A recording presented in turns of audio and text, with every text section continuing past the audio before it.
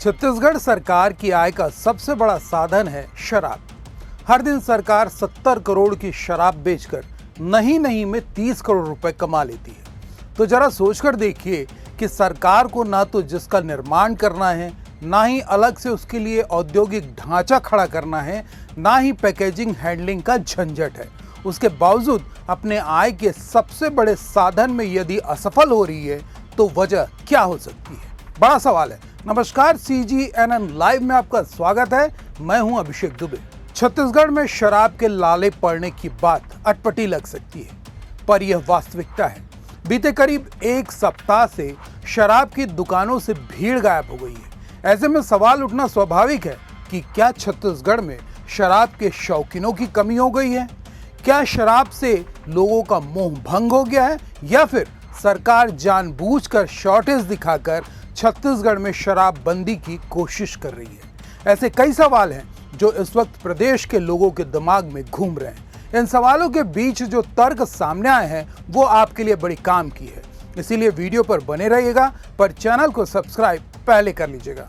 छत्तीसगढ़ में शराब की भूमिका के बारे में आप सभी जानते हैं। शराब चीज ही ऐसी है, न छोड़ी जाए। जी हाँ, यह छत्तीसगढ़ की सबसे बड़ी सच्चाई है।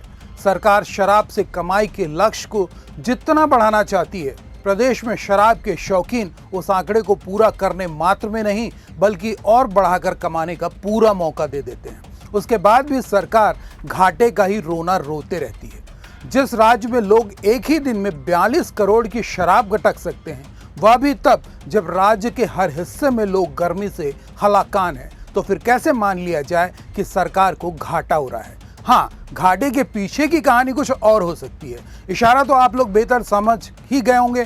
तो इसमें पीने वालों की क्या ही गलती है? हुई महंगी बहुत ही शराब की थोड़ी थोड़ी पिया करो, एक तर्क इसे माना जा सकता था, लेकिन छत्तीसगढ़ में इस बात का भी असर नहीं पड़ा।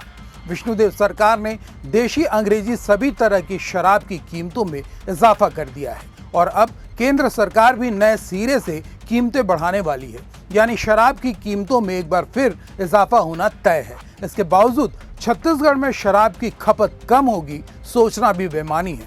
तो सवाल ही नहीं उठता कि सरकारी खजाने में किसी तरह की कमी आ भी सकती है। अब आते हैं उस बात पर कि आखिर छत्तीसगढ़ में शराब के लाले क्यों पड़ गए हैं? क्या वजह है कि सरकारी शराब की दुकानें खाली नजर आने लगी हैं? सुबह हो, दोपहर हो या फिर शाम, जहां भीड़ कम होने का नाम ही नहीं लेती थी, उन शराब की दुकानों पर सन्नाटा पसरने के पीछे वजह क्या है? इसका जवाब खंगालने पर बात खुलकर सामने आई कि छत्तीसगढ़ में शराब की सप्लाई चेन टूट गई है। अब समझना होगा कि सप्लाई चेन क्यों टूटी। क्या सरकार शराब कंपनियों को भुगतान करने में देरी कर रही है, या फिर शराब कंपनियां छत्तीसगढ़ सरकार को सप्लाई ही नहीं देना चाहती? जब इन सवालों का जवाब तलाशा गया, तब इस बात का खुलासा हुआ कि सरकार के एक फैसले ने पूरी सप्लाई चेन को ही प्रभावित कर दिया है। दरअसल छत्तीसगढ़ सरकार ने प्लास्टिक बोतलों में शराब बिक्री लागू करने का फैसला लिया है। इस एक फैसले ने आबकारी विभाग की सप्लाई व्यवस्था बिगाड़ दी है।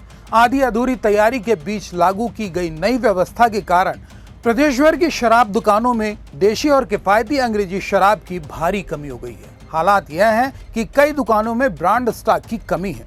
डिस्टिलर्स बॉटल सप्लाई लॉबी शराब सप्लाई में रुकावट पैदा कर रही है। कैबिनेट में निर्णय होने के बावजूद लॉबी की मनमानी को छिपाने के लिए आबकारी अफसर प्लास्टिक बोतलों में शराब सप्लाई की तिथियों को लगातार आगे बढ़ाते जा रहे हैं। पूरे मामले में आबकारी अधिकारियों ने सप्लाई व्यवस्था पर मॉनिटरिंग की बात तो कही है। आयुक्त के अनुसार अधीनस्थ अधिकारियों समेत सप्लायरों को बैठक लेकर निर्देश भी दिए गए हैं। 31 मई के बाद पूरी सप्लाई शुरू नहीं होगी तो लापरवाही करने वाले डिस्टिलर्स का लाइसेंस भी सस्पेंड कर दिया जाएगा। छत्तीसगढ़ की करीब 800 शराब दुकानों तक सप्लाई करने वाली डिस्टिलरियों में 1 अप्रैल से PET प्लास्टिक बोतलों में बॉटलिंग का आदेश लागू किया गया था। अचानक लागू हुए फैसले से डिस्टिलर्स और बॉटल सप्लायर लॉबी में हड़कंप मच गया। कांच की बोतलों में बॉटलिंग करने वाले कई कारोबारी कोर्ट पहुंच गए। वहीं बड़े पैमाने पर प्लास्टिक बोतलों की व्यवस्था भी नहीं हो सकी। स्थिति बिगड़ने पर विभाग को 31 मई तक फिर से कांच की बोतलों में बॉटलिंग की अनुमति देनी पड़ी।